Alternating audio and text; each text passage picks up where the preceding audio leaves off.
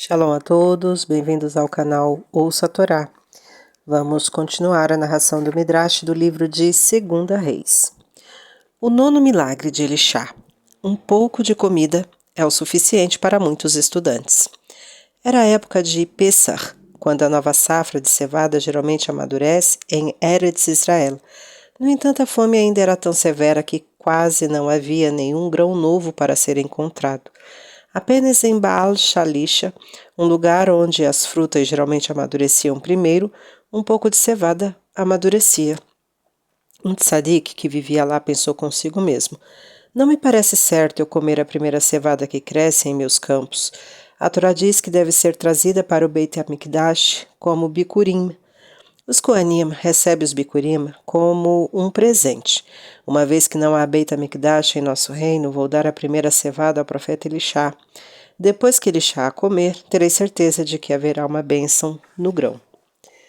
O homem embalou 20 pães de cevada, além de um saco cheio de cevada crua sem casca. Ele partiu a pé para Gilgal, onde o navio tinha uma grande yeshivá e onde ele estava hospedado naquela época. O homem pretendia que o próprio Elishá comesse seu presente, mas Elishá ordenou a Gehazi, divida a comida entre os alunos. Na época, Elishá ensinava 2.200 alunos e era responsável por alimentar todos eles. Gehazi ficou chocado. Devo dividir um pão entre 100 alunos? Ele perguntou. A fome de ninguém será satisfeita dessa forma. Gehazi calculou que os 20 pães seriam servidos a 2.000 alunos, enquanto os 200 alunos restantes não receberiam os grãos de cevada crua. Na opinião de Gehazi, era preferível dar todo o pão a apenas alguns alunos para que pelo menos eles sobrevivessem à fome. Se cada um dos alunos recebessem uma fatia fina, não ajudaria ninguém. Mas Elishá insistiu: dê a cada aluno um pedaço de pão. Todos eles comerão e ficarão satisfeitos, pois assim diz Hashem: você irá comer e irá sobrar. Gehazi partiu os pães em pedaços pequenos, cada um medindo pouco mais do que um kazait, azeitona, e os distribuiu. Depois de comer o pão, cada aluno ficou tão satisfeito que até deixou um pouco. Essa foi uma bênção especial de Hashem. Mais uma vez, os alunos foram encorajados em sua fé de que, enquanto continuassem a estudar Torá, Hashem cuidaria deles. Naaman, o general de Aram, adoece.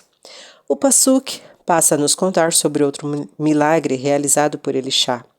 No nordeste de Eretz Israel vivia a nação de Aram, hoje Síria.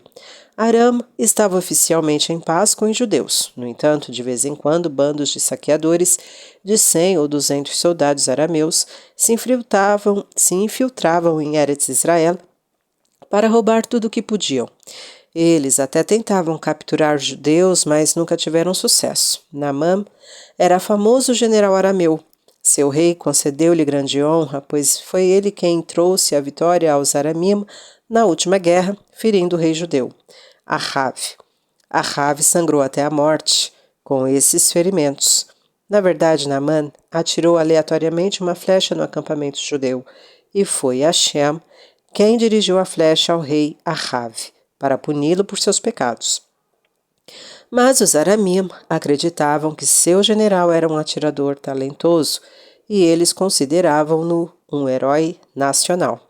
Depois de um tempo, Naaman tornou-se extremamente orgulhoso de toda a honra que as pessoas lhe concederam. Ele sentia que nada estava além de seus poderes. Em um de seus ataques a Eretz Israel, ele conseguiu capturar uma garota judia, trazendo-a para casa. Ele disse à esposa para empregá-la como empregada doméstica.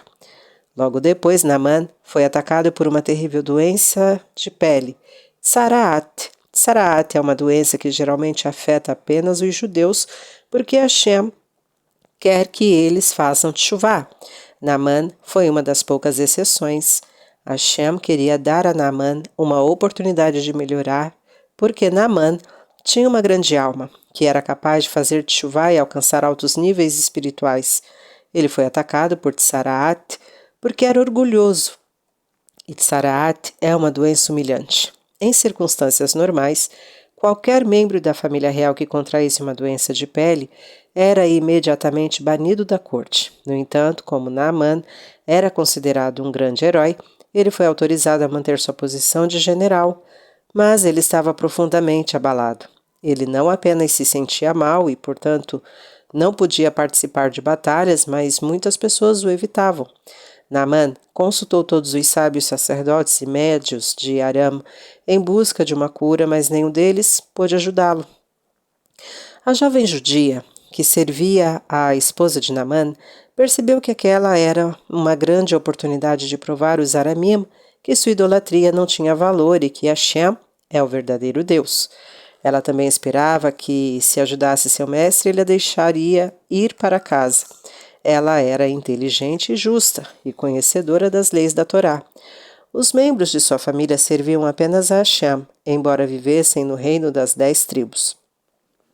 A moça explicou à esposa de Naamã: Tzaraat é enviada por Deus. Nenhum médico pode curá-la. Nós judeus sabemos tudo sobre isso porque nossa Torá tem leis especiais para Tzaraat. Nossos sacerdotes, os Koanim, lidam com ela depois da qual sacrifícios especiais devem ser oferecidos a Deus. Há um grande profeta de Deus morando em nossa capital, Shomron. Se meu mestre viajar para lá e implorar ao profeta para curá-lo, talvez ele seja curado. A garota estava convencida de que Elishá poderia curar uma pessoa com Tzaraat. Afinal, ele havia até ressuscitado um menino morto. Ela achou que seria importante que seu amo viajasse pessoalmente até o navio para implorar por ajuda, em vez de enviar um mensageiro, porque ele estava se comportando com muito orgulho. Certamente foi por isso que Hashem o atingiu com Tzaraat em primeiro lugar. Naamã ficou muito impressionado com as sábias palavras da garota. Ele disse ao rei da Síria: Minha empregada judia me descreveu como as pessoas que sofrem de doenças de pele são tratadas em seu país. Ela está convencida de que, se eu visitar o profeta de Deus, ele poderá me ajudar.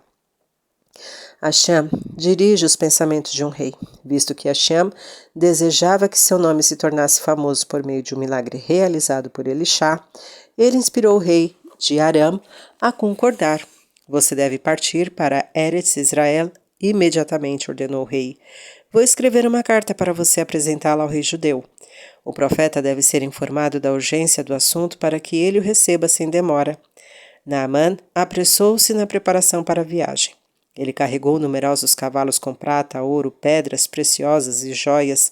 Também embalou 10 mudas de roupa. Talvez ele quisesse dar todos esses itens como um presente ao profeta, ou então ele pensou que o navio iria dizer-lhe para oferecer muitos sacrifícios caros e mudar suas roupas várias vezes, enquanto ele se purificava da Tzaraat. O rei judeu recebe o convidado. Arameu. Naamã chegou a Shomron e foi-lhe concedida uma audiência com o rei judeu, Yehoram. Naamã entregou-lhe a carta do rei arameu. Yehoram leu: Eu enviei meu súdito Naamã a você para que você possa curar sua doença de pele. O rei de Aram não escreveu: Peça ao seu profeta que ajude meu general, pois isso seria o mesmo que admitir que seus deuses e sacerdotes estavam impotentes e que o Deus dos judeus e seus servos eram superiores. O rei de Aram presumiu que Yehoram entenderia que as palavras você possa curar sua doença de pele significavam por meio de um mensageiro, e que Yehoram entraria em contato imediatamente com o navio. O rei Yehoram, entretanto, não considerou essa possibilidade. Sua reação foi bem diferente. Ele rasgou suas vestes em desespero, gritando: Será que eu tenho o poder de Deus para matar ou reviver?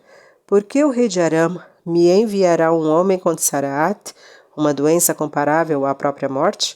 Somente aquele que pode reviver os mortos é capaz de curar Tzaraat. Isso deve ser uma desculpa para começar uma guerra contra mim. Naamã permanecerá doente e o rei usará isso como um pretexto para nos atacar. Os Pesukim, na verdade, não mencionam o nome do rei. Ele é descrito meramente como o rei de Israel. Seder Olam 18 o identifica como Yehoram. Isso nos deixa com uma pergunta: por que Yehoram não enviou mensageiro ao profeta? Ele não tinha testemunhado como Elishá abasteceu as tropas judaicas com água no deserto, como lemos anteriormente? Talvez todos os reis adoradores de ídolos foram repetidamente convencidos pelos falsos profetas e sacerdotes de que os profetas de Deus não tinham nenhum poder real, mas estavam tendo sucesso por acidente. Visto que os reis ímpios desejavam acreditar nisso, eles aceitaram isso contra toda lógica. Outra possibilidade é que o rei Jeoram ficou com vergonha de pedir ajuda ao Navi, porque Elixá o havia admoestado tantas vezes para interromper toda idolatria, e Jeoram não obedeceu. Jeoram estava convencido de que nunca poderia derrotar o exército de Aram e, portanto, rasgou suas vestes em desespero. Além disso, ele estava sofrendo por um motivo mais profundo. Afinal de contas, Naamã havia matado seu pai, Ahav. Embora nunca tenha ocorrido ao rei Jeoram enviar um mensageiro a Elixá, o profeta sabia de tudo o que estava acontecendo no palácio. Elixá comentou, e Jeoram não entendeu a carta. O rei de Aram quer que seu general seja ajudado por mim, mas ele se recusa a dar honra ao Deus vivo, nem irá consultar um profeta verdadeiro e, portanto, ele não me mencionou em sua carta.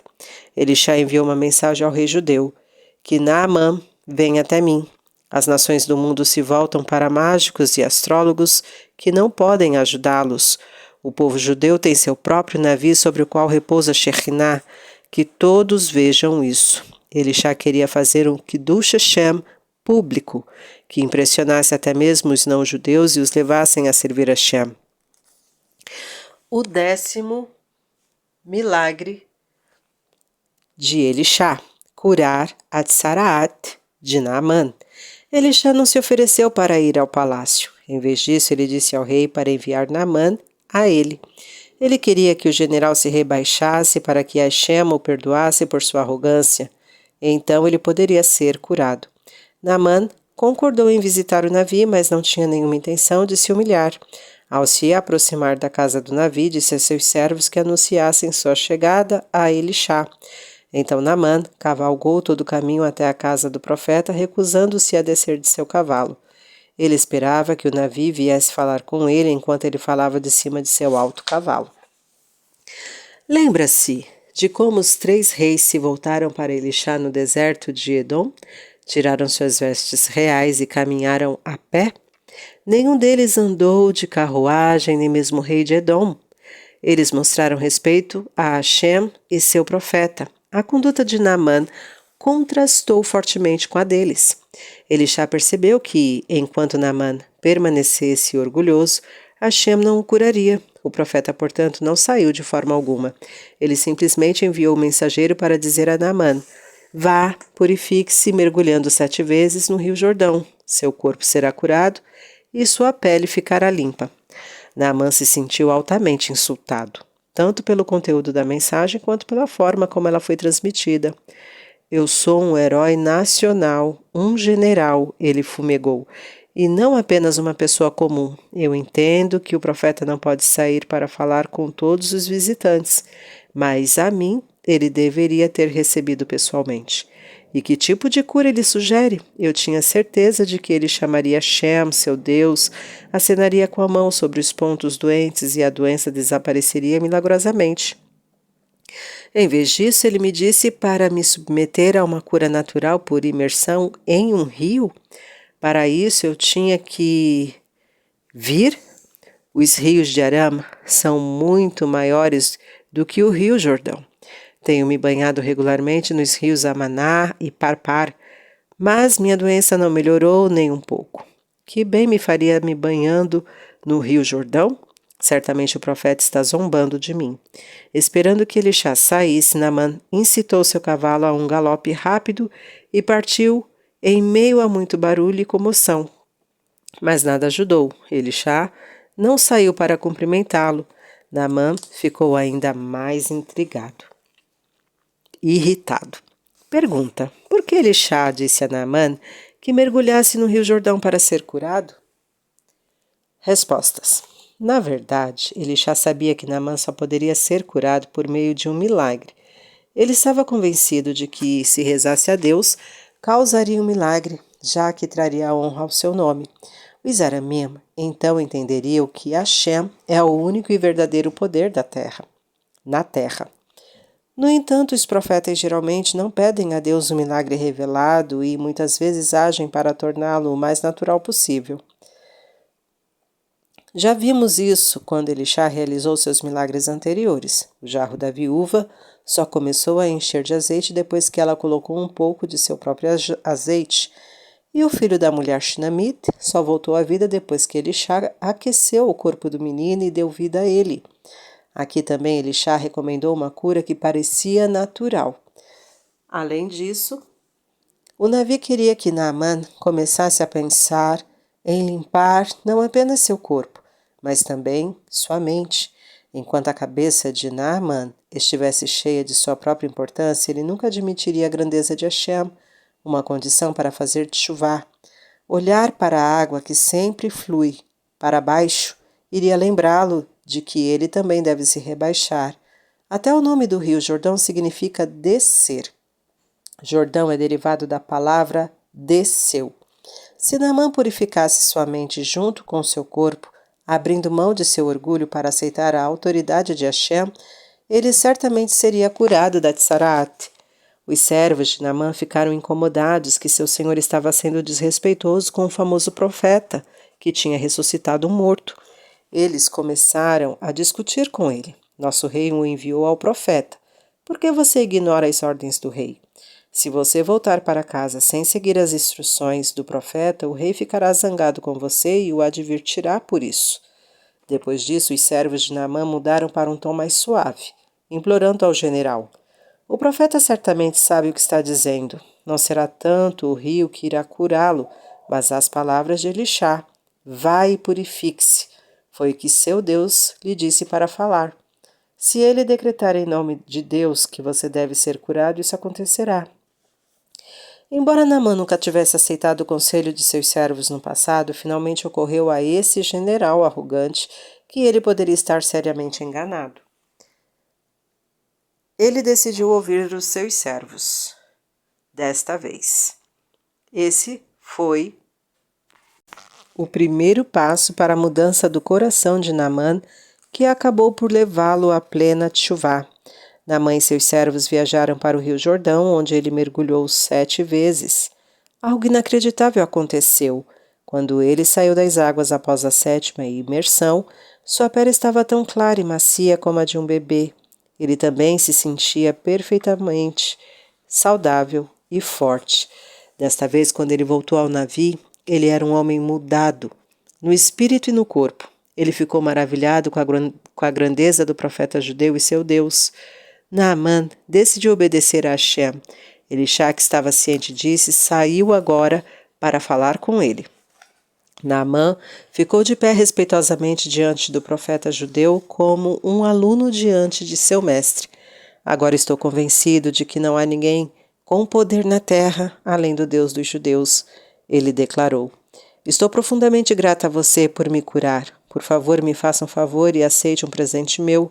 Naamã passou a entregar a Elixá todos os tesouros que carregara em seus cavalos, o ouro, a prata, as pedras preciosas e as pérolas. Era tentador para Elixá aceitar o presente, afinal ele era responsável pelo sustento de milhares de alunos.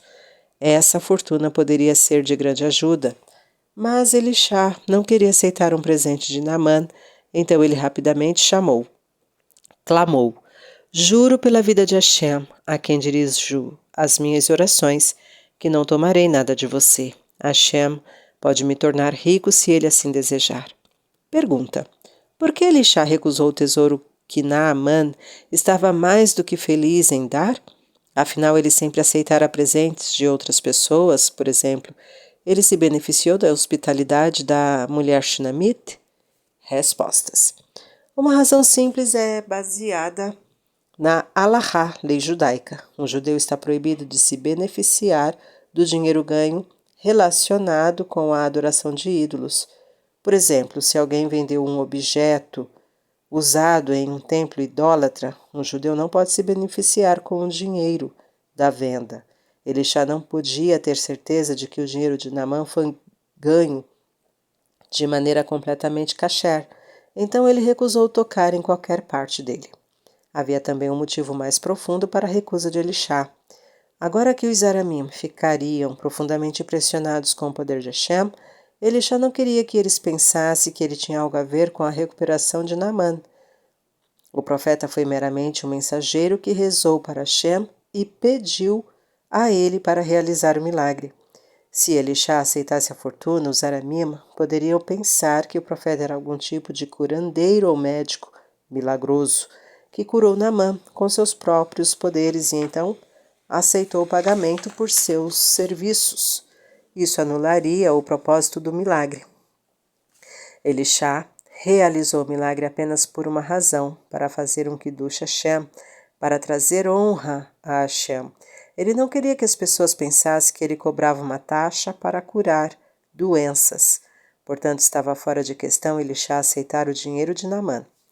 Naamã não desistiu. Elisha havia apenas jurado não tomar nenhum dinheiro. Então, Naamã decidiu forçá-lo ao profeta. Dessa forma, não seria considerado tomar. Naamã também tentou deixar o tesouro na casa de Elisha contra a vontade dele. Mas o profeta insistiu em devolvê-lo. Ele era diferente dos falsos profetas daquela época, que praticavam sua profissão para se enriquecer. Vamos continuar em outro momento. Tá gostando do conteúdo do canal? Então curta, comenta, compartilha. Se ainda não é inscrito, se inscreve, ativa o sininho e fica por dentro das novidades. Shalom a todos!